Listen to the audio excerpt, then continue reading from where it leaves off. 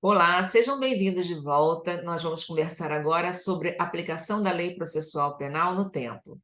Vou compartilhar uma tela com vocês e vamos lá. Aplicação da Lei Processual Penal no tempo. Dispõe o artigo 2º do CPP.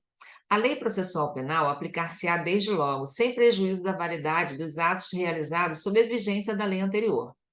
Esse artigo 2º consagra o princípio da imediatidade, também conhecido como tempus regi actum. Significa que a nova lei processual, ela tem aplicação imediata, dali para frente, ela não retroage. Ela não atinge os atos anteriores praticados sob a vigência da lei antiga, porque ela não retroage. Essa imediatidade é possível porque o Brasil adota o sistema de isolamento de atos processuais. Ao todo, nós temos 3 sistemas. O primeiro é o sistema processual. Significa que deve ser respeitada a integridade de um processo. Então, uma nova lei processual que surge só pode ser aplicada em outros processos que se iniciem a partir da sua vigência. Aquele processo que está em andamento não pode ser afetado por uma nova lei processual. Deve ser respeitada a sua integridade. O segundo sistema que existe é o sistema de fases processuais. O processo ele possui fases: fase postulatória, fase instrutória, fase decisória, fase recursal.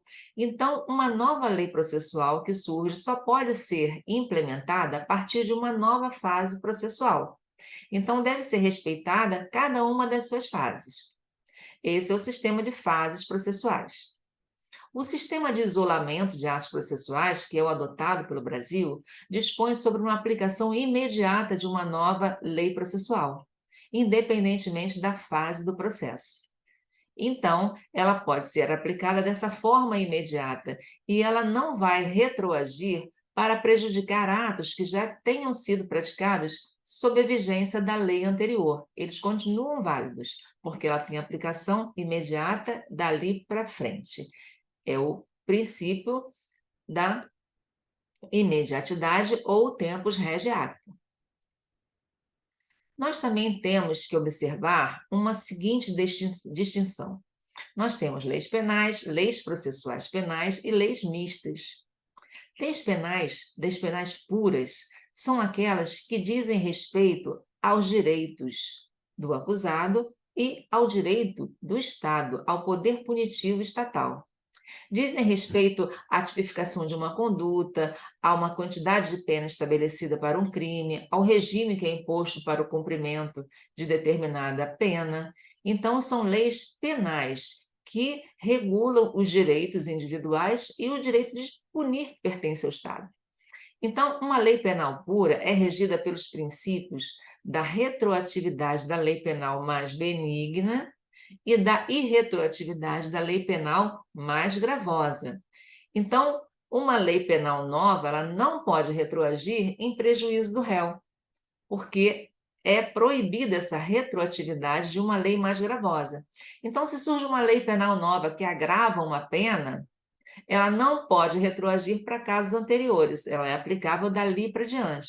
Mas se essa lei penal ela é mais favorável, ela pode retroagir para favorecer o acusado. Essa é a lei penal pura que é regida por esses princípios. Mas nós temos as leis processuais puras, aquelas que falam sobre o procedimento, o processo em si, regulam atos do processo, como citações, peças acusatórias, perícias, rol de testemunhas e etc. Então, se nós estamos diante de leis processuais puras, nesse caso, nós vamos aplicar o princípio da imediatidade, ou o princípio do tempus regi actum, porque ela não tem efeito retroativo, ela é aplicável dali para frente e os atos anteriores praticados no processo sob a vigência da lei anterior continuam válidos, não são afetados por ela. Mas nós temos leis mistas, que são aquelas que trazem uma nova norma processual, mas que afetam questões relativas ao direito penal, ao direito material, ao direito do acusado ou ao poder punitivo do Estado, ou ao seu direito de punir. Então, nós temos leis mistas, que, embora sejam leis processuais, elas interferem nesses direitos materiais, direitos penais. Então, como que nós vamos tratá-la? Nesse caso, nós vamos aplicar a regra do direito penal, que rege a lei penal, que ela é mais favorável.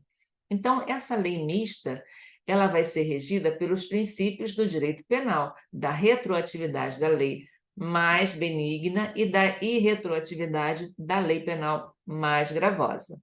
Então, ela só retroage para favorecer o acusado. Ok? Até o próximo vídeo.